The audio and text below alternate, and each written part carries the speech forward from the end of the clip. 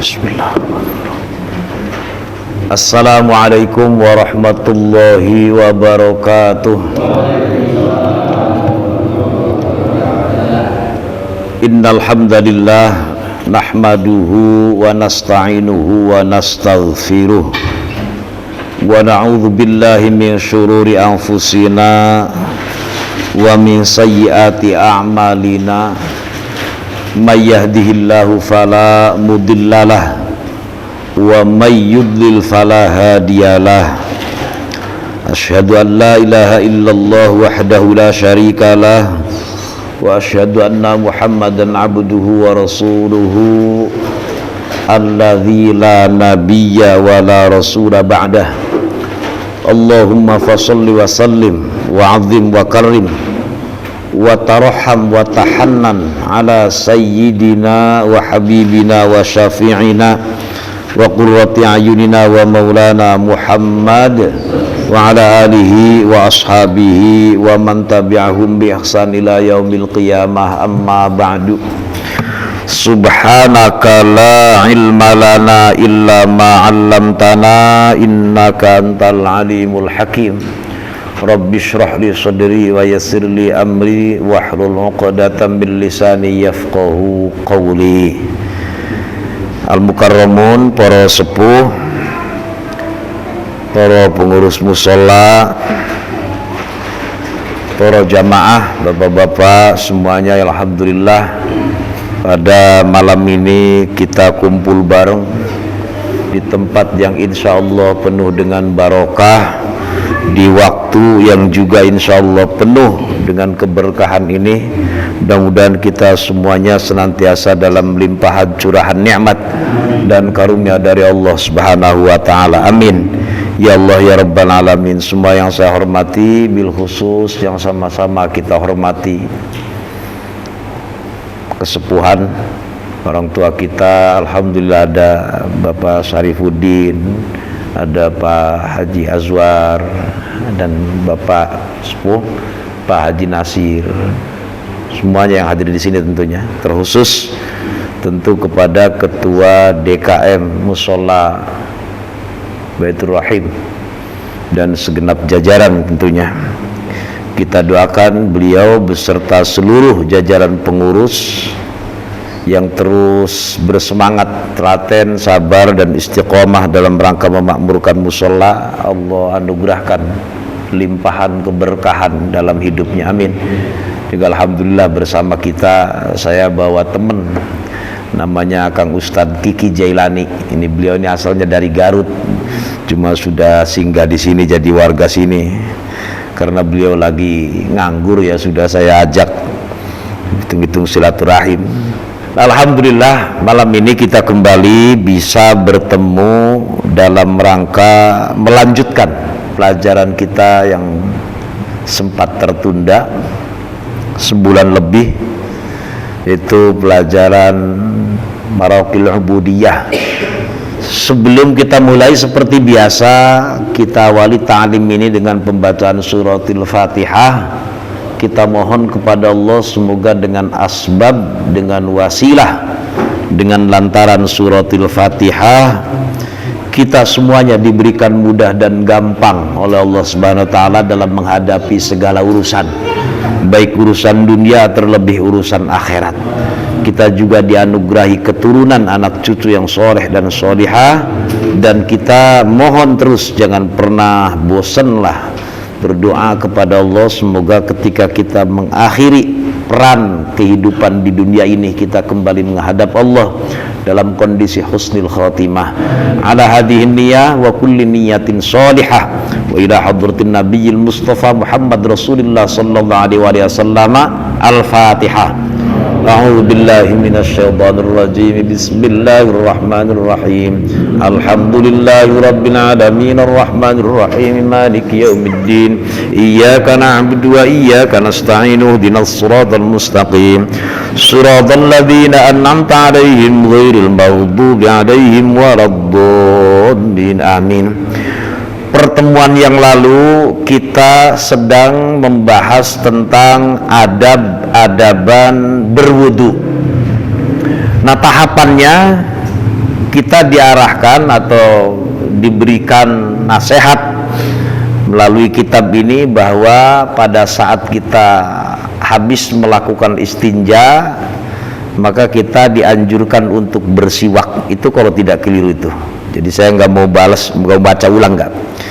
Nah, kemudian apa yang melandasi atau apa landasannya sehingga siwak itu sebegitu pentingnya, sebegitu dianjurkannya, dan sampai dijelaskan bahwa sholat yang bersiwak dengan sholat yang tidak bersiwak sampai kelipatannya bedanya sampai 70 kali sholat, saking luar biasanya siwak.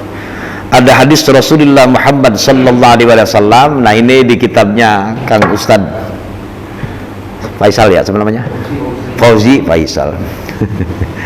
Itu ada di kitab saya, malah nggak tercantum, tapi saya ingat betul hadis itu karena populer. Waruya an Abi Hurairah, itu kan?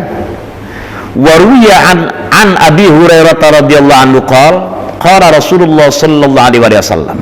Ini dalam kitab Maraqil Ubudiyah, Syekh Nawawi mencantumkan hadis ini.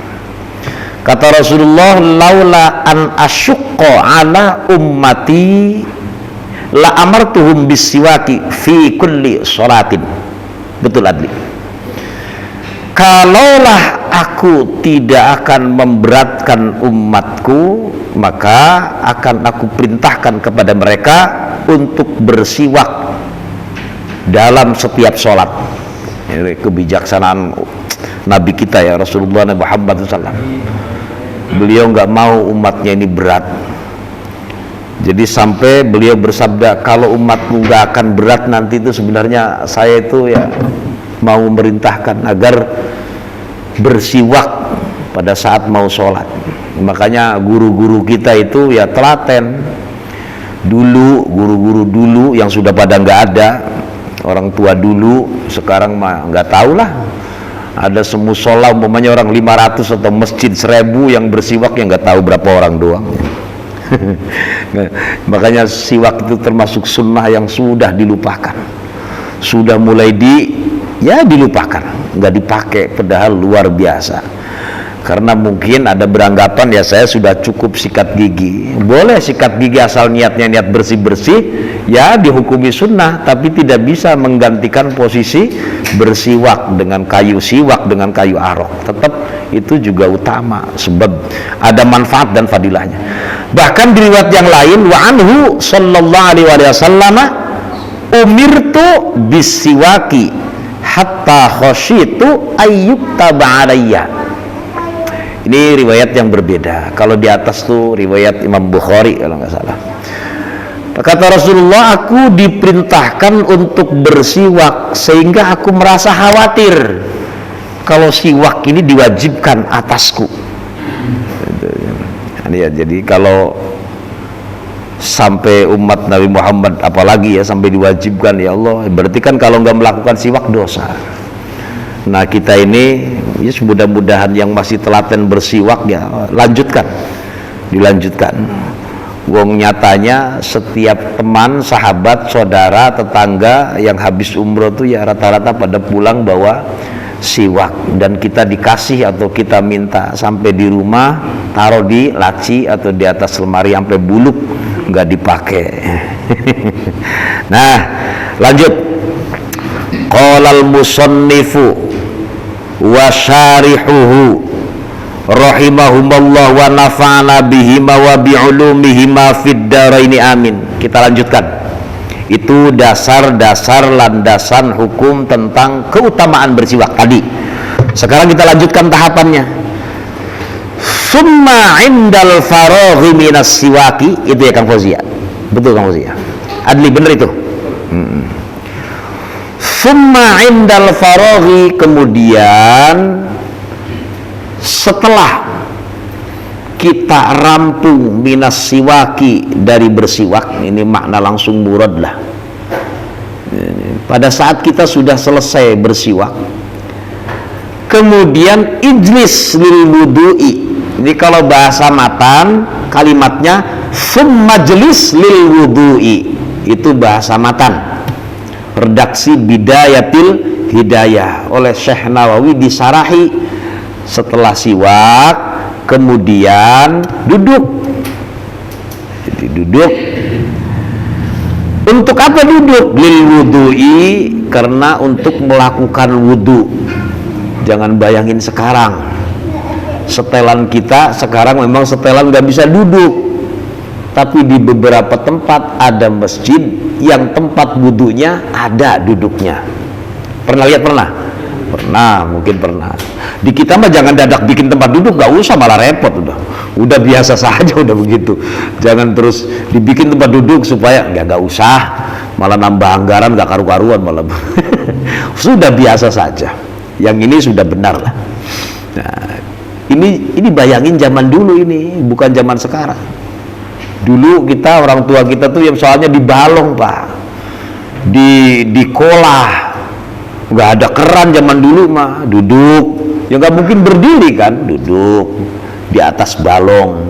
Kalau nggak jebur kakinya sebagian, karena memang di balong, di kulah yang gede, bukan kulah yang di balong. Tempat saya namanya balong, tempat saya itu sampai hijau airnya tuh, karena memang air itu ambil dari irigasi yang ngalir. Di situ bisa buat mandi, kadang campur sama bebek. Terus ditanemin eceng gondok zaman dulu, Pak. Kalau sekarang ya mungkin geli lah. Dulu mah buat mandi juga. Ya memang suci, masih suci, masih bersih. Ijonya ijo karena lumut, bukan masalah. Begitu rusak dialirkan, dibuang, ganti airnya, biasa itu. Nah, wa hadza muwafiqun lima fi kalamir Ramli wal Mawardi. Ini saya baca seada-adanya.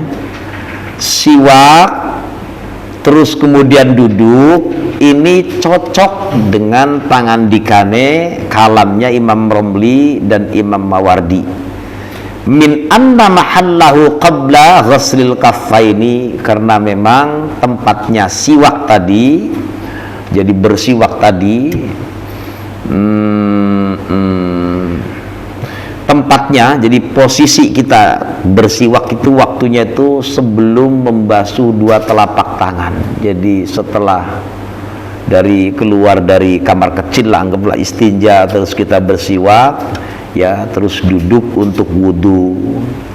Khilafan, nah di sini nih berbeda dengan pendapatnya lil imami wa ibn Shalahi wa ibn Naqib wa ibn Hajar wa Syarbaini. Nah, berbeda dengan imam yang 4 ini. Kenapa kata mereka min anna mahallahu baina ghaslil kaffaini wal madmadati? Menurut imam yang 4 nih, Ibnu Shalah, Ibn Naqib, Ibn Hajar wa Syarbaini, bukan 4 malah 5 ini. Itu tempatnya siwak dalam berwudu itu di sini antara basuh dua telapak tangan dan kumur-kumur. Silahkan mau pilih yang mana. Rasa-rasanya saya yakin nggak pilih dua-duanya, wong jarang bersiwak. Jadi pendapat yang pertama, siwak itu sebelum cuci tangan. Cuci tangan yang pertama. Nah, pendapat yang kedua, siwak itu tempatnya di antara cuci tangan dan kumur-kumur. Monggo, terserah. Ya, ini mah sekedar disampaikan saja. Ya syukur-syukur ada yang laksanain. Kita lanjutkan. Terus apa yang mesti kita lakukan? Mustaqbilal qiblati ala maudhi'in murtafi'in kaila yusibakar rosasu. Posisi ketika kita berwudu menghadap kiblat, ini ada badaban, Pak. Berarti masuk wilayah kesunahan. Ada badaban. Adab itu ya tadi tuh mencakup sunnah dan kewajiban, di atas kan sudah dijelasin. Madep kiblat. Setelan di tempat kita nggak madep kiblat, jangan dadak dirubah, nggak usah. Udah biasa saja. Wong ini kan lagi ngomongin kesunahan. Jadi menghadap kiblat ya bisa kitanya, nggak harus kerannya dadak dirubah, nggak. Sudah benar. Nah, dianjurkan menghadap kiblat. Ala maudhi'in murtafi'in, terus kita ada di posisi yang tinggi. Tujuannya apa? Agar cipratan air wudhu tidak mengenai badan atau pakaian kita. sebab khawatir di lantai itu ada najis, cipratannya ke pakaian jadi najis kemana-mana. Tujuannya ke sana. Kalau di sini, ya insya Allah bersih. Kalau ada cipratan, ya cipratannya nggak najis. Makanya setelannya kadang ada air yang jatuh terus ke bawah supaya tidak nyiprat ke atas. Sudah didesain seperti itu, sudah bener lah insya Allah. Apalagi di masjid-masjid agung yang memang sudah namanya masjid agung lah, rapi ke sana, bersih, ya, ada tugas khusus itu, namanya masjid agung. Jadi posisi di atas. Nah kita bayanginnya jangan sekarang, zaman dulu. Bayangin kalau umpamanya kita ada di bawah, posisi kita duduknya sejajar dengan air yang mesti kita, ya bisa dibayangin cipratannya. Nah kata-kata rosas bi fathir ra ayil mutanathiru minal ma'i, maksudnya apa sih namanya, air yang bisa cipratan-cipratan itu, percikan. Terus apalagi yang harus kita lakukan pada saat wudhu kalau kita ingin mendapatkan kesunahan yang maksimal supaya kita masuk wilayah adab-adabnya wudhu? Kata Imam Ghazali, waqul bismillahirrahmanirrahim, baca bismillah. Nah di sini mah di fikih secara umum juga disebut di kesunahan wudhu diantaranya baca bismillahirrahmanirrahim full. Bagaimana kalau ada di antara kita bacanya bismillah saja karena ngikutin dalilnya, di situ kalimatnya cuma bismillah, kullu amrin dzibalin la yubda'u bismillah tok.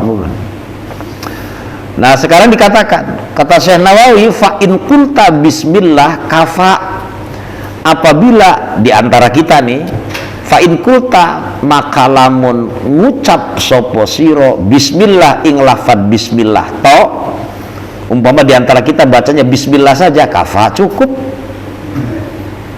gak ada masalah. Bagaimana kalau bismillahirrahmanirrahim sempurna? Nah kita ini gak diajarkan. Ada orang baca bismillahirrahmanirrahim, ya jangan disalahin. Ada orang baca bismillah saja cukup. Jadi kalau ada teman sahabat yang nyalahin, dalilnya nggak begitu, cukup bismillah, ngajinya kurang pol gitu aja udah. Jadi kalau kita mah nggak pernah diajari nyalahin orang, nggak pernah, nggak, apalagi nyesatin kita nggak. Makanya kita kurang respect kalau amaliyah kita juga disalah-salahin. Jadi kalau adli berani lawan pakai dalil, kalau nggak berani diem, tinggalin aja begitu, nggak usah dianu. Sekarang umpama nggak baca bismillah bagaimana? Fa in tarokta, apabila kalian meninggalkan al basmalata, bacaan bismillah, nggak baca bismillah umpamanya, fi awalil wudu'i, di permulaan wudu, fa'ti biha, maka kalian boleh baca bismillah tadi, fi athnaihi, di tengah-tengah wudu boleh baca bismillah. Umpama jadi pertengahan wudu, habis basuh wajah, basuh tangan, lupa di awal tidak baca bismillah, boleh di situ bismillahirrahmanirrahim. Di sini nggak ada keterangan fi awali wa akhiri, nggak kayak makan itu kan ada keterangan itu. Ini boleh baca bismillah, silahkan baca bismillahirrahmanirrahim, silahkan di tengah-tengah. Umpama wudunya sudah kelar, lupa baca bismillah, fa in farauta, maka apabila kalian sudah rampung, sudah kelar wudunya, fala ta'ti biha, nggak usah baca bismillah. Fala ta'ti itu maksudnya nggak usah lah baca bismillah kalau sudah kelar mah. Kenapa sih? Jadi fala ta'ti biha li fauti mahalliha, karena memang sudah bukan tempatnya. Ini makna langsung makna murad, ini langsung makna yang dimaksud. Jadi kalau ternyata ingatnya di tengah, silahkan baca bismillah. Kalau ternyata lupa blas, ingatnya habis wudhu selesai, nggak perlu baca bismillah. Begitu. Summa qulil hamdulillahilladzi ja'alal ma'a tahuran kadza fil adhkar. Ini oleh Syekh Nawawi ditambahin. Setelah baca bismillah, lanjutin baca alhamdulillahilladzi ja'alal ma'a tahuran. Yalah, kayaknya gak ada yang telaten. Bismillahirrahmanirrahim, terus langsung baca alhamdulillahilladzi ja'alal ma'a tahuran, lanjutin. Enggak apa-apa. Nah, Imam Ghazali berarti yang ada dalam kurung tuh, itu bahasa matan, dilanjutkan setelah baca bismillah, Rabbi a'udzubika min hamazatis syayatin. Rabbi, duh Gusti, a'udzu nyuwun baurak saingsun, bika kalawan panjenengan, min hamazatis syayatin, saking pirang-pirang pengeridune setan. Aku berlindung kepada Engkau ya Rabb dari godaan setan, udah gitu aja, dari gangguan setan. Wa a'udzubika rabbi ayyahdurun, aku juga berlindung kepada Engkau ya Rabb supaya jadi apa sih, mereka pada datang, berlindung supaya, maksudnya supaya jangan pada datang lah. Ay antusibani syayatinu bisuin kada fissoha. Jadi mohon perlindungan kepada Allah supaya jangan diganggu setan. Tadi mulai bismillahirrahmanirrahim. Kalau mau ditambahin dengan tambahan Syekh Nawawi, dan ini juga tercantum dalam kitab Al-Adhkar, baca alhamdulillahilladzi ja'alal ma'a tahuran, terus kemudian dilanjutkan Rabbi a'udzubika min hamazatis syayatin wa a'udzubika rabbi ayyahdurun. Bacaan ini sangat dianjurkan. Enggak baca ya enggak apa-apa, karena sudah kadung baca kitab ini, yaitulah adab-adaban berwudu. Terus kemudian apalagi tahapannya? Tahapan wudu tadi sudah kelar tuh. Summaghsil yadaika, setelah duduk tahapannya kan tadi, siwak, duduk, baca bismillah, baca doa tadi, baru tuh basuh dua telapak tangan. Apakah nggak lama wudunya? Lama itu kalau baca nggak hafal, kalau sudah hafal ya biasa. Dan banyak yang mengamalkan ini, banyak yang sudah biasa itu, enggak lama. Sumbaghsil yadaika ay kaffaika ila ku'aika atau ila kau'aika. Kemudian kita basuh dua telapak tangannya. Dua telapak tangan sampai mana? Sampai dua pergelangan. Basuh berapa kali? 3 kali. Salasan 3 kali. Nah, membasuhnya qabla an tudkhilahuma al-ina'a, sebelum tangan tadi dicelupin ke bejana, ke kulah. Apa itu berisik banget bocah? Sebelum tangan dijeburin di kulah, dianjurkan untuk cuci tangan dulu, sebab boleh jadi tangannya kena najis. Kalau airnya kurang dari 2 kulah, maka airnya menjadi tidak sah untuk bersuci. Air 2 kulah itu berapa sih? Kalau dalam kubus atau kotak bangunan, ya bidang lah, itu ukurannya 6 cm lebar, 6 cm panjang, 6 cm dalam. Nah, volume air yang ada di dalamnya bukan 6 cm, 60 cm, maaf, 60 cm, 60, yaitu volume air yang ada di dalam kotak itu, maka sudah cukup 2 kulah. Nah, kalau air yang volumenya seperti itu boleh diobok-obok selama air itu tidak berubah warna, berubah rasa, berubah bau. Ngobok-ngoboknya kena najis, iya nggak masalah, asal sampai jangan berubah. Tapi kurang dari situ, berubahkah atau tidak, maka air sudah mutanajis, nggak boleh untuk bersuci. Bon, balik lagi. Tahapannya tadi cuci 2 telapak tangan sampai pergelangan, sebanyak 3 kali. Ini kesunahan sebelum keduanya dicelupin ke bejana. Kalau zaman Pak Haji Nasir ke balong mah aman, itu mau luas kayak empang, mau sambil mohon maaf cebok jadi di situ, namanya balong. Kalau irigasi jangan dibahas lagi, airnya mengalir. Nah, setelah atau sambil di sini nih mencelupkan tangan atau sebelum mencelupkan tangan, baca Allahumma inni as'alukal yumna. Ya Allah, aku mohon kepadamu al-yumna, kekuatan dalam taat. Itu makna al-yumna. Al-yumna itu apa sih? Bacanya bidhammil ya. Apa itu al-yumna? Ayil quwwata 'ala ta'ah, kekuatan dalam melaksanakan taat. Jadi begitu kita cuci tangan di keran, kalau keran mah nggak ada celupin, nggak ada keran, langsung baca Allahumma inni as'alukal yumna, ya, wal barokata, aku mohon kepadamu ya Allah diberikan kekuatan dalam taat dan keberkahan. Apa sih keberkahan itu? Baca dalam kitabnya ada ziyadatul khair. Jadi wal barokata ay ziyadatul khair, bertambah-tambah keberkahan. Gampang. Terus baca apa lagi? Lanjutin wa a'udzubika minasyumi wal halakati, dan aku berlindung kepadamu ya Allah dari keburukan dan kebinasaan pada saat cuci telapak tangan.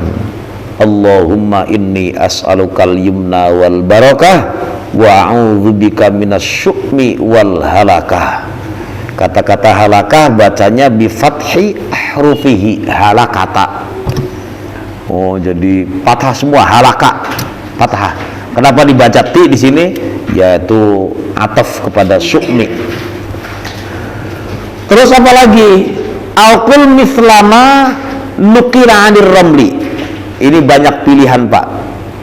Jangan nggak usah mikir, dengerin sajalah. Nggak usah apa saya nggak bisa ngamalin apa enggak, usah. Ada bimbingan ini, ada melalui terjemahannya ada Pak. Jadi kalau jenengan mau ngamalin silahkan beli versi terjemahan yang bisa dihafalin. Umpamanya, ya apalagi sekarang ya di Google ada semua tuh. Di Google tinggal klik ada semua. Persis bisa sama. Cuma pakai bahasa Indonesia. Doa-doanya ya insya Allah ada di situ. Terus baca apa lagi? Di sini dikatakan ada pilihan doa yang dinukil dari Imam Romli. Apa doanya? Allahumma hfadz yadayya min ma'asika kulliha.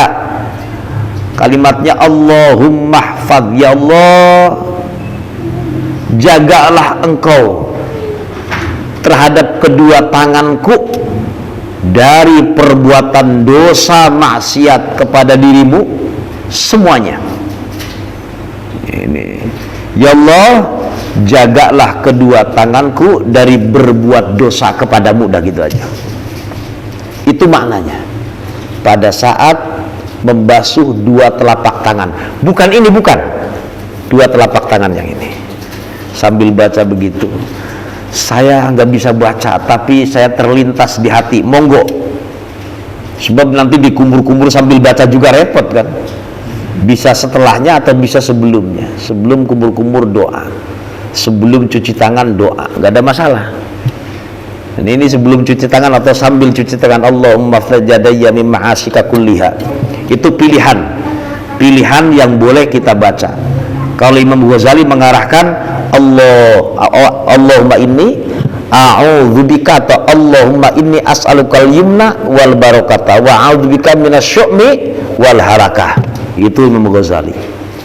Cuma Imam Nawawi kemudian memberikan lafaz yang dinukil dari Imam Romli. Kalimatnya Allahumma hfadz yadayya min ma'asika kulliha. Artinya kayak tadi, ya Allah jaga kedua tanganku dari berbuat maksiat kepadamu.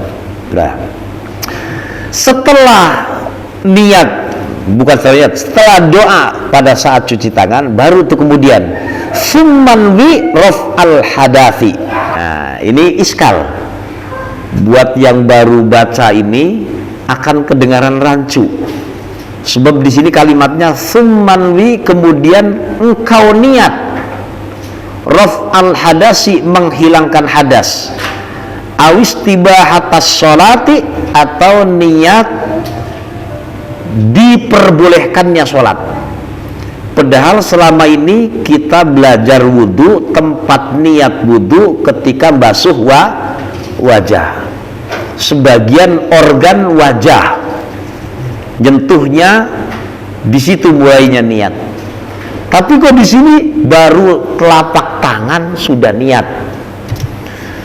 baru selesai telapak tangan sudah niat. Maksudnya gimana ini? Oh begini, dijelasin. Jadi yang di wajah itu bener, itu namanya fardu, jangan dirubah, udah bener. Nah yang dimaksud di sini gimana? Begini, pada saat setelah membasuh dua telapak tangan dengan doanya tadi, kemudian kita dianjurkan niat. Nah ini supaya mendapatkan kesunahan di awal. Tapi syaratnya wastadi min niyyata ila ghuslil wajhi, kita mesti pertahankan untuk menetapkan niat sampai kita basuh wajah. Tuh begitu. Jadi mulainya dari basuh telapak tangan, setelah basuh telapak tangan terus niat, tapi niat itu mesti dipertahankan sampai basuh wajah. Jangan sampai niat pas setelah telapak tangan terus redaksi niat di sininya niat, tapi nggak netep pas basuh wajah lupa niatnya, nggak batal wudunya, batal kalau begitu. Kalau pengen dapat kesunahan masuk wilayah adab wudu, niatnya mulai dari situ. Itu yang dimaksud. Kalau umpama nggak bisa seperti itu bagaimana? Layak dahu, nggak cacat, nggak rusak. Fi niyyati raf'il hadasi inda awali ghaslil kaffaini. Kalau ada redaksi yang sedikit keliru-keliru atau beda, maklumin saja, cetakannya mungkin. Nah, di sini mungkin beda, itu kan kita cetakan modern itu. Mungkin ada beda-beda dikit lah. Enggak ada masalah kalau umpama kita nggak bisa memulai niat dari situ karena khawatir terlepas niatnya, nggak bisa sampai basuh wajah, nggak rusak, nggak ada masalah, nggak apa-apalah. Jadi layak dahu fi niyyati raf'il hadathi inda awwali ghuslil kaffaini. Apa yang tidak cacat? Annas sunanal mutaqaddimata atau muqaddimata.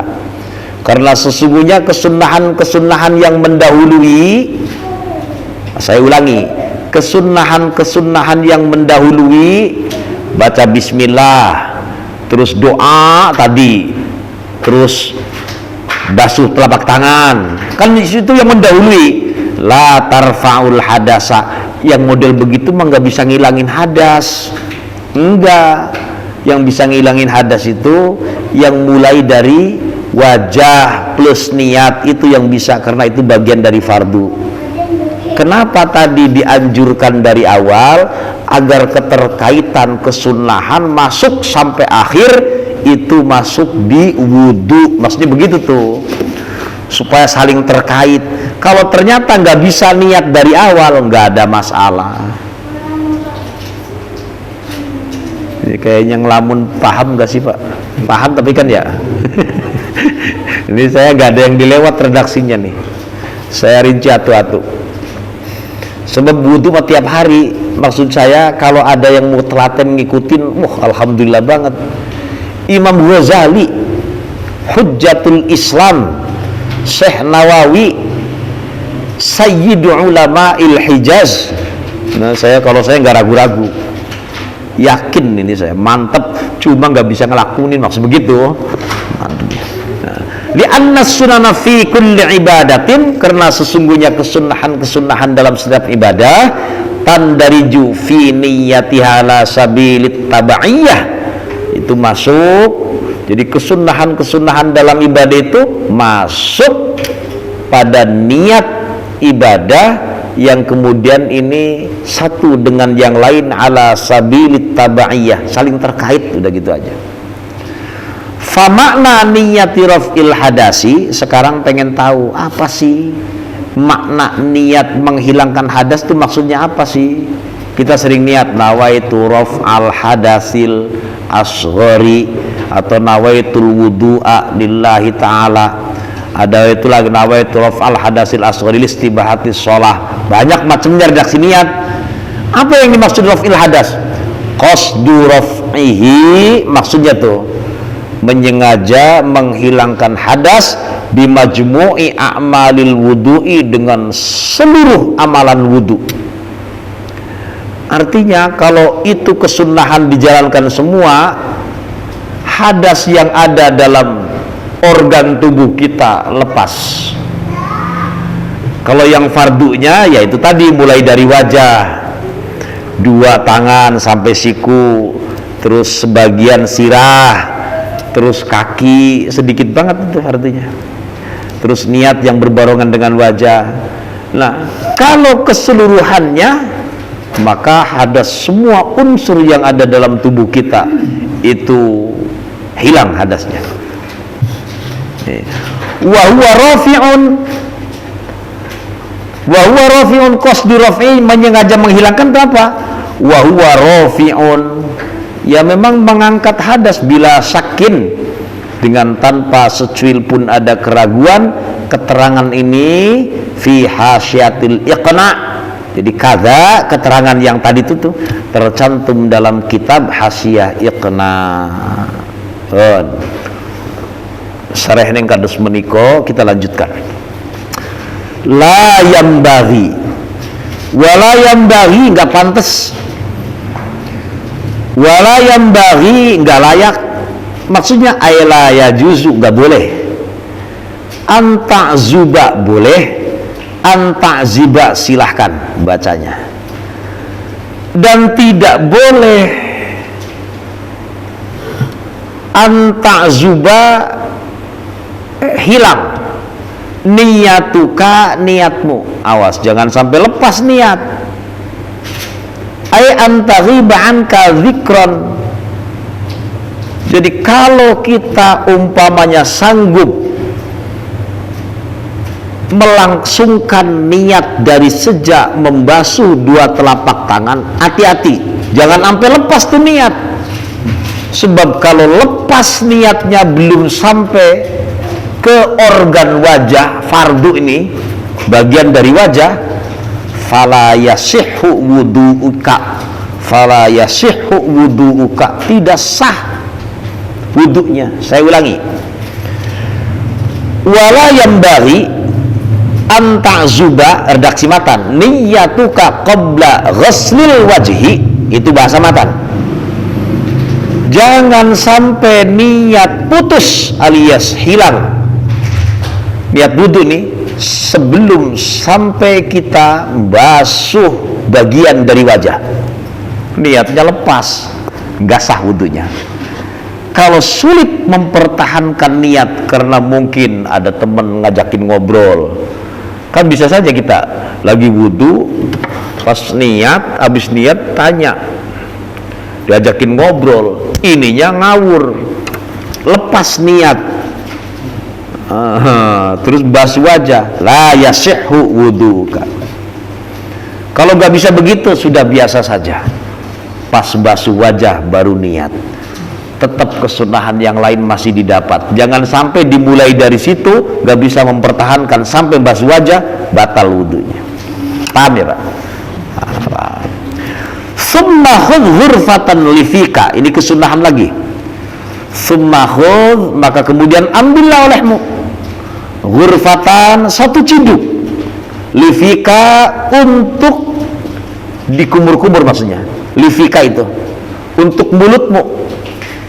Ini bahasanya ghurfatan. Ghurfatan itu secawukan. Kalau saya dapat mana, secawukan, satu cawuk. Kalau di keran berarti begini, kumur-kumur, ambil, nggak harus mangap terus dibawa keran, nggak, pakai sembahun, bahasanya berarti pakai ini. Kalau orang tua dulu mah enggak, mas, satu, begitu orang tua dulu tuh, ngirit wudhu tuh. Sekarang kelihatan operator tapi nggak bener, karena orang tua dulu itu paham fikihnya. Umpama di masjid itu ada orang wakaf bikin keran atau bikin air apa sanyo apa-apalah, apa jet pump, dia koyitnya begini, saya wakaf air ini khusus untuk wudhu. Maka dipakai mandi, pakai nyuci motor, udah haram, itu nggak boleh. Nah kalau kita mau sedekah ke masjid jangan dikoyit begitu, ini saya wakaf jet pump apa untuk masjid dan kemaslahatan umum, begitu. Jangan dikoyit di kasihan nanti pengurusnya repot nanti. Jadi kalau boros juga nanti bahaya, dosa, menyalahi aturan masalahnya. Dah, balik lagi, fala yasihhu wudu'uka, kalau kejadiannya begitu maka tidak sah wudunya.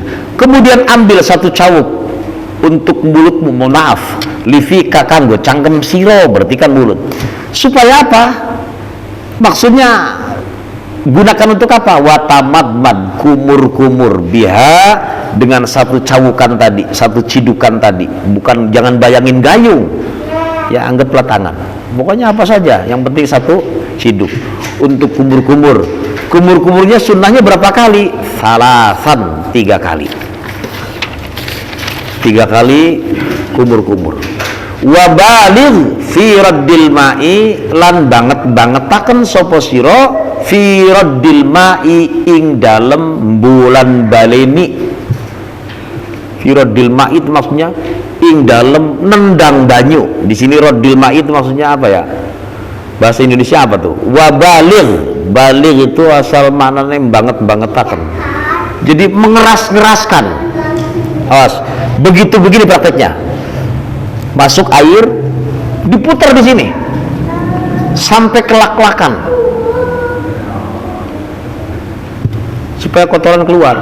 Fi raddil ma'i, raddi kan asal mana nolak, yang dimaksud nendangin air ke dalam sini nih. Ilal gholsomati, ilal gholsomati itu sarahnya, lihat, air roksil hulkum, pangkal tenggorokan. Jadi air ditenggangin sampai pangkal tenggorokan. Yang dimaksud pangkal tenggorokan apa? Huwa al-modi'un natiu ya, natiu bukan, nun alif ta ya hamzah, itu bener Kang ya, tempat yang muncul fil halki, di tenggorokan, lak-lakan, jadinya mah lak-lakan, jadi bilang mah tenggorokan. Wa adilil ma'a, dan putarkan air fifika di dalam mulutmu, summa majjihu, kemudian dilepehkan, dikeluarkan. Ini kesunahan, Pak. Masukin air, puter, tendangin ke sini, bukan ditelan, bukan, maksudnya supaya sampai ke sini. Habis itu diputer, dikeluarin. Illa antakuna so'iman, kecuali dia orang yang berpuasa. Jadi antakuna itu maksudnya kecuali engkau sedang berpuasa, kecuali kita sedang berpuasa. Kalau puasa jangan, sebab bisa batal. Di sini ingat kalimatnya, disunnahkan dikeraskan, sebab supaya bersih, sisa makanan kah atau apa, supaya bersih. Tapi kalau lagi puasa jangan, terutama setelah zawal, waktu duhur ke sana. Ada yang mengatakan makruh, makruhnya makruh tahrim. Ya kalau memang kalau sampai tertelan masalahnya batal. Illa antakuna so'iman, kecuali keberadaanmu sedang puasa. Jangan pakai dikenceng-kencengin, diputer-puterin terlalu lama, saya bisa membatalkan kalau tertelan. Terus baca sarahnya, au mumsikan litarkin niyah,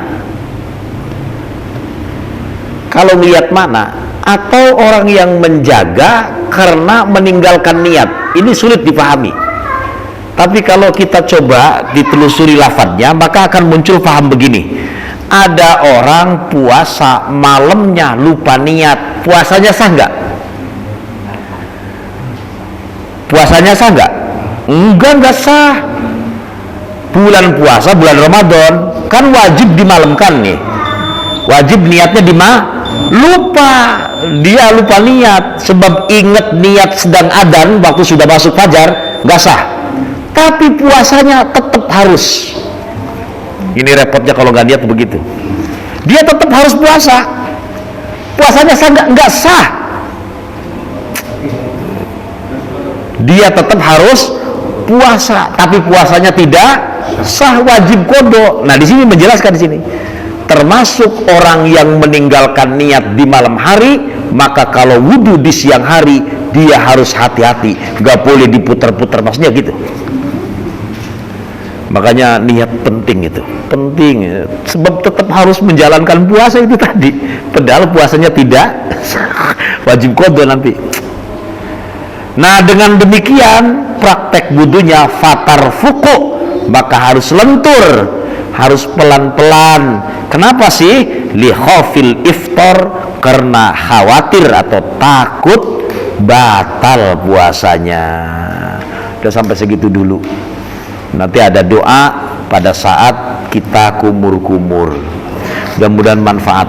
Wallahu a'lam bishawab. Al-Fatihah. A'udzu billahi minasyaitonir rajim. Bismillahirrahmanirrahim. Alhamdulillahirabbil alamin. Ar-Rahmanir Rahim. Maliki yaumiddin. Iyyaka na'budu wa iyyaka nasta'in. Ihdinas siratal mustaqim. Shiratal ladzina an'amta 'alaihim ghairil maghdubi 'alaihim waladdallin. Amin. Ditandain dulu. Ditandain. Astaghfirullahaladzim, falakal hamdu ya ma'budallahumma sholli ala sayyidina Muhammad wa ala ali sayyidina Muhammad. Allahumma aslih dhata bainina, Allahumma alif baina qulubina, Allahumma ighfir lana dhunubana wa liwalidina warhamhum kama rabbana shighara, wa li jami'il muslimina muslimat wal mu'minina wal mu'minat al-ahya minhum wal amwat. Rabbana atina fid dunya hasanah wa fil akhirati hasanah wa qina adzabannar. Wa sallallahu ala sayyidina Muhammadin wa sallam, walhamdulillahi rabbil alamin. Wallahul muwaffiq ila aqwamit thoriq. Assalamualaikum warahmatullahi wabarakatuh.